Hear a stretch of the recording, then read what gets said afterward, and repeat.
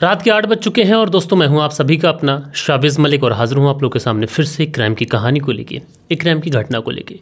दोस्तों कल के दिन मैं आप लोगों के लिए वीडियो लेके नहीं आ सका, उसके लिए मैं आप लोगों से माफ़ी चाहता हूं। लेकिन मैं आप लोगों का बहुत आभारी भी हूं जिस तरीके से आप मुझे इस चैनल पर प्यार दे रहे हैं, जिस तरीके से आप सपोर्ट कर रहे हैं। तो बहुत जल्द हमारे इस चैनल पर भी 1000 सब्सक्राइबर हो जाएंगे और उसके बाद आप सभी लोगों का जो प्यार है ऐसे ही बना रहा तो इस चैनल पर भी जो कारवां है, जो सफ़र है, वो ऐसे ही चलता रहेगा लगातार क्राइम स्टोरीज़ का। दोस्तों कहा जाता है कि आज के ज़माने में अपने बच्चों को गुड टच और बैड टच और गुड हैबिट्स और बैड हैबिट्स के बारे में बहुत ज़रूरी है कि बताया जाए, क्योंकि दोस्तों हमारे बड़े बूढ़े हमेशा हमसे कहा करते थे कि जितनी जल्दी इंसान हो सके वो अपने गोल्स पर ध्यान दे, अपनी पढ़ाई पर ध्यान दे, अपनी आने वाली ज़िंदगी के बारे में ध्यान दे।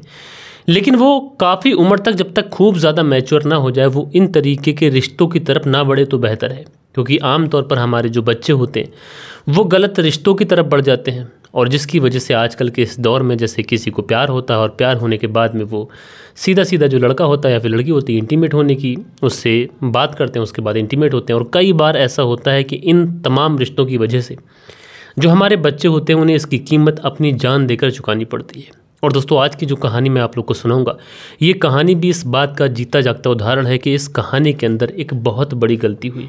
तो ये पूरी कहानी सिलसिलेवार तरीके से दोस्तों मैं आप लोग को सुनाऊंगा, बस आप लोग इस वीडियो में अंत तक बने रहिएगा।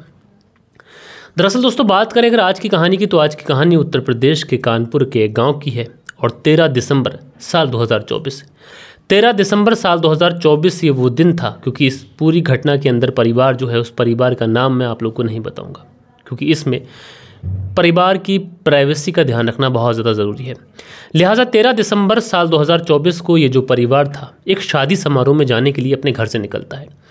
लेकिन दोस्तों परिवार शादी समारोह में जाने के लिए निकलता है, लेकिन उसके बाद में इनके घर में एक छोटी बिटिया होती है जिसकी उम्र तकरीबन 17-18 साल के आसपास रही होगी। तो ये जो लड़की थी अपने परिवार वालों से कहती है कि उसे स्कूल का बहुत सारा काम भी है और वो नहीं चाहेगी आप लोग चले जाओ। इसके लिए वो कहती है कि मैं पड़ोस में ही अंकल की जो बिटिया है उसको मैं अपने साथ सुला लूँगी। अच्छा, परिवार वाले कहते हैं कि ठीक है, अगर तुमको पढ़ना है तो तुम पढ़ते रहना। इसलिए परिवार वाले जो होते हैं वो शादी समारोह में चले जाते हैं। चूँकि जो शादी समारोह था ये किसी ख़ास में था तो एक रात तो परिवार वालों को वहाँ पर लग ही जानी थी। अब दिसंबर का महीना चल रहा था, तकरीबन 14 दिसंबर को सुबह के 8:30 बजे के आसपास ये जो परिवार था ये परिवार लौटता है। एंड उसके बाद में ये जो परिवार जब लौट कर 8:30 बजे के आसपास आता है तो जो घर का दरवाज़ा होता है वो दरवाज़ा धक्का देने से ही खुल जाता है, यानी दरवाजे में किसी भी तरीके का कोई कुंडा, कोई कुंडी नहीं लगाई गई थी, ना कोई ताला लगाया गया था। एंड उसके बाद में ये जो परिवार था अंदर बढ़ता है। परिवार वाले बिटिया को आवाज़ लगाते हैं, लेकिन बिटिया किधर से भी कोई भी रिस्पॉन्स नहीं देती है, बिटिया बोलती नहीं है। लिहाजा परिवार वाले बिटिया की कमरे की तरफ बढ़ते हैं। लेकिन दोस्तों जैसे ही ये परिवार बिटिया के कमरे की तरफ को बढ़ता है, इस परिवार को कुछ शॉकिंग दिखाई पड़ता है। दरअसल ये जो बेटी थी ये बेड पर ही लेट हुई थी और देखने से ऐसा लग रहा था कि शायद ये बेहोशी के आलम में है। लेकिन दोस्तों इससे भी ज़्यादा हैरान कर देने वाली बात इस परिवार के लिए ये थी कि ये जो बिटिया बेड पर सामने लेटी हुई थी उसके जिस्म पर कपड़े के नाम पर एक चीज़ भी नहीं थी, यानी पूरी तरीके से नेकेड वो थी। लिहाजा उसके बाद में परिवार वाले किसी तरीके से इस बेटी के जिस्म को ढकते हैं एंड उसके बाद में इस बेटी को हिलाने डुलाने की कोशिश करते हैं, भरपूर कोशिश करते हैं। लेकिन दोस्तों जो बेटी थी ये ना तो किसी तरीके का कोई रिस्पांस दे पा रही थी, बॉडी पूरी तरीके से ठंडी पड़ चुकी थी, देखने से ही लग रहा था कि शायद इसकी मृत्यु हो चुकी है। लेकिन दोस्तों ये पूरे परिवार के लिए एक बहुत ही रहस्यमय काम था। आखिरकार लड़की की इस तरीके से संदिग्ध परिस्थितियों में मौत कैसे हो जाएगी। दूसरी तरफ परिवार वालों के जहन में ये भी था कि अगर लड़की की मौत हुई है तो हो सकता है बहुत सारी चीज़ें हो जाती हैं कि परिवार के सदस्य की मौत हो जाती है। लेकिन सबसे बड़ा सवाल ये था परिवार वालों के लिए कि आखिरकार लड़की के जिस्म पर एक भी कपड़ा क्यों नहीं था, यानी लड़की के साथ में कुछ ना कुछ तो गलत हुआ है। लिहाजा वहीं से परिवार का एक सदस्य तुरंत पुलिस को फ़ोन कर देता है एंड पुलिस को फ़ोन करने के बाद में तमाम तरीके की इत्तला देता है। अच्छा, पुलिस जब इस तरीके का मामला सुनती है कि एक घर के अंदर एक लड़की जो कि नग्न अवस्था में मृत पाई गई है, पुलिस वाले भी तुरंत अपनी टीम को लेकर मौके पर पहुंचते हैं। अब मामला काफ़ी ज़्यादा पेचीदा लग रहा था, इसलिए जो टेक्निकल टीमें होती हैं, जो FSL की टीम होती है, सारी टीमों को लेकर पहुंचती है। एंड उसके बाद में जब पुलिस वहां पर पहुंचती है तो घटना 100% सच होती है। एक लड़की जो अपने ही घर में अपने ही बेड पर मृत पड़ी हुई है और इस तरीके से पड़ी हुई है कि जैसे इसके साथ में ना कोई मार पिटाई की गई है ना कोई ज़ोर ज़बरदस्ती की गई है। लिहाजा पुलिस वाले इस डेड बॉडी को सबसे पहले अपनी कस्टडी में लेते हैं एंड कस्टडी में लेने के बाद में सबसे पहले उसे पोस्टमार्टम के लिए भेज देते हैं। लेकिन दोस्तों जैसा कि आप सभी लोगों को पता है कि पोस्टमार्टम से पहले एक प्री मॉर्टम होता है और प्री मॉर्टम में कम से कम इस चीज़ों का अंदाज़ा लगाया जा सकता है कि जो मरने वाला व्यक्ति है उसके शरीर पर कोई चोटों के निशान, कोई हाथापाई या फिर कुछ ऐसी चीज़ें जिससे ये पता चल सके कि हो सकता है किस वजह से मौत हुई। लेकिन दोस्तों जो प्रीमॉर्टम होता है, इस प्रीमॉर्टम में भी यही पता चलता है कि इस लड़की के साथ में किसी भी तरीके की कोई ज़ोर ज़बरदस्ती नहीं हुई है, कोई हाथापाई नहीं हुई है। लिहाजा उसके बाद में पोस्टमार्टम होने लगता है। इधर परिवार को और पुलिस वालों को जब ये पता चलता है कि इस लड़की के साथ में कोई हाथापाई नहीं हुई, कोई ज़बरदस्ती नहीं हुई, तो क्या हुआ है ये पुलिस वालों को भी उलझा रहा था और परिवार वालों को भी उलझा रहा था। चूँकि परिवार वाले ये तो समझ चुके थे कि इस लड़की के साथ में कोई ज़ोर ज़बरदस्ती नहीं हुई है, लेकिन परिवार वाले ये जानना चाहते थे कि आखिरकार हमारी बिटिया के साथ में क्या हुआ है जिसकी वजह से उसकी जान चली गई। अब उसके बाद में पुलिस वाले जो थे इस पूरे घर के अंदर बहुत ही बारीकी से चेक करते हैं। जैसे ही बहुत ही बारीकी से पुलिस तहकीकात इस घर के अंदर करती है तो पुलिस पाती है, घर वालों से पूछती है कि घर के अंदर कौन कौन मौजूद था, तो घर वाले बताते हैं कि इस घर के अंदर सिर्फ बिटिया ही मौजूद थी। लिहाजा पुलिस जब इस पूरे घर में इन्वेस्टिगेट करती है तो पता ही चलता है कि इस घर के अंदर रात के समय चूल्हा भी जलाया गया था, यानी आग जल रही थी, हल्का हल्का धुआं उसमें निकल रहा था। एंड सेकेंडली पुलिस वाले जब उस पूरे कमरे को बहुत ही बारीकी से चेक करते हैं तो बेड के आसपास कोनों कुछों में पुलिस को कुछ ऐसे रैपर मिलते हैं जिससे जो पुलिस का शक था वो यकीन में बदल जाता है। दरअसल वहाँ पे एक प्रोडक्शन भी पड़ा हुआ था एंड साथ के साथ कुछ ऐसी टैबलेट थी जिनको जब पुलिस ने चेक कराया तो पता ये चला कि ये जो टैबलेट है ये पावर बढ़ाने के लिए खाई जाती है। अब कहीं ना कहीं ये सवाल पुलिस के जहन में कौनने लगता है कि जो पोस्टमार्टम की प्रीमॉर्टम में जो रिपोर्ट आई वो 100% सच है, क्योंकि अगर कोई व्यक्ति इस लड़की के साथ में ज़ोर ज़बरदस्ती करने के लिए आएगा तो भला वो प्रोटेक्शन क्यों यूज़ करेगा, एंड सेकेंडली वो यहाँ पर ही खड़े होकर पावर की गोलियाँ क्यों यूज़ करेगा। ये सवाल पुलिस के जहन में बहुत ही गंभीरता से चल रहा था। लिहाजा पुलिस अब इस पूरे केस को इन्वेस्टिगेट करने के लिए आस पड़ोस के लोगों से पूछताछ करती है कि कौन यहाँ पर आया था, किसी ने किसी को आते देखा, जाते देखा। अब चूंकि पड़ोसी ने अगर किसी ने देखा होता तो बताता, लिहाजा पड़ोसी वही कहते हैं कि साहब हमने तो कुछ नहीं देखा। एंड चूंकि इस घर के आसपास कोई भी सीसीटीवी कैमरा मौजूद नहीं था तो यहाँ से भी ये वाला जो एंगल था सीसीटीवी फुटेज वाला ये भी खाली जाता है। अब पुलिस वालों के सामने सबसे बड़ा अगर कोई राज जो था वो उगल सकता था तो वो इस लड़की का मोबाइल था। लिहाजा पुलिस वाले अब टेक्निकल टीमों का सहारा लेते हैं और इस लड़की का जब मोबाइल खंगाला जाता है, इस लड़की की जब कॉल डिटेल निकाली जाती है तो एक नंबर मिलता है।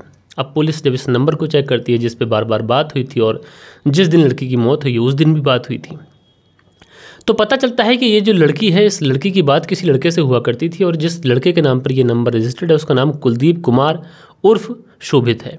लिहाजा पुलिस जो थी कुलदीप कुमार और शोभित को गिरफ्तार करती है। गिरफ्तार करने के बाद में उसे पुलिस थाने लेके आती है एंड उससे पूछताछ करती है।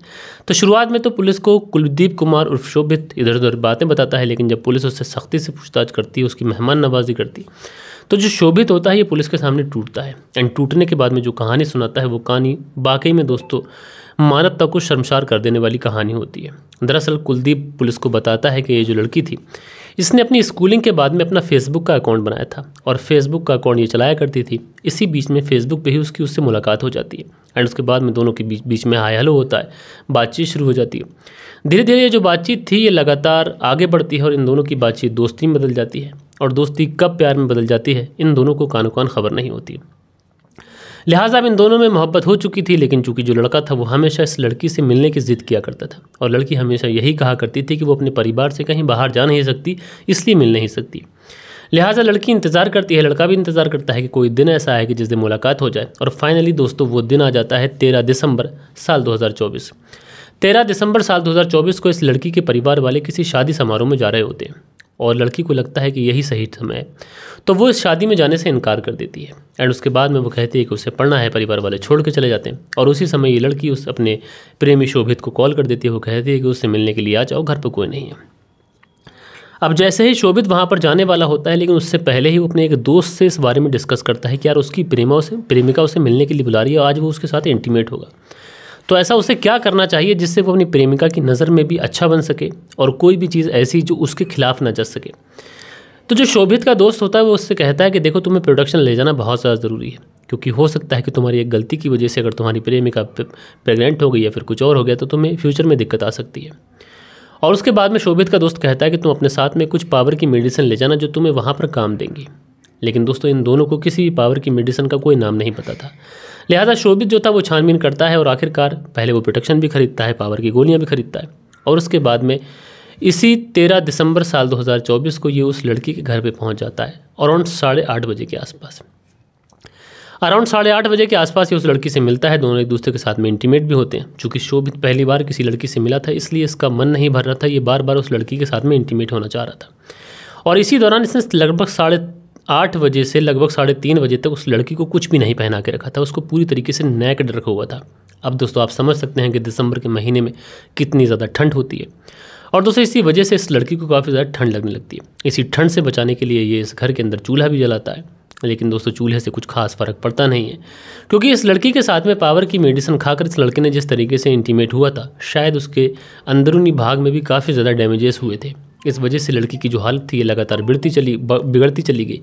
एंड उसके बाद में दोस्तों कुछ ऐसा हुआ कि अराउंड 3:30 बजे के आसपास इस लड़की की मौत हो जाती है। और उसी समय ये लड़का वहाँ से 9 तो 11 हो जाता है। बहरहाल दोस्तों जब पुलिस ने और जब लड़के ने ये पूरी बात बताई तो पुलिस वाले भी हैरान थे। लेकिन लड़के ने अपनी तरफ से ये बात बताई है। हो सकता है कि पुलिस ने अपनी इन्वेस्टिगेशन में अभी कुछ और भी खोजबीन की हो, लेकिन जो शुरुआती जांच आई थी, मेडिकल की रिपोर्ट आई थी, उससे यही लग रहा था कि शायद इस सब में लड़की की भी कहीं ना कहीं अनुमति थी। लेकिन दोस्तों इस कहानी को सुनाने का मतलब यही है कि हमारे बच्चे आजकल कुछ ज़्यादा ही गलतियाँ कर देते हैं। वो ऐसी रास्ते पर चल पड़ते हैं जिसका खामियाजा उन्हें गलत तरीके से भुगतना पड़ता है। तो दोस्तों आप लोग इस पूरी घटना के बारे में क्या कहना चाहते हैं? अपनी राय नीचे कमेंट्स बॉक्स में ज़रूर से ज़रूर दीजिएगा। बाकी दोस्तों मिलते हैं कल के दिन किसी और क्राइम स्टोरी के साथ में। जब तक के लिए अपना ख्याल रखें, देश का ख्याल रखें, परिवार के रिश्तों की अहमियत को समझें। जय हिंद, जय भारत।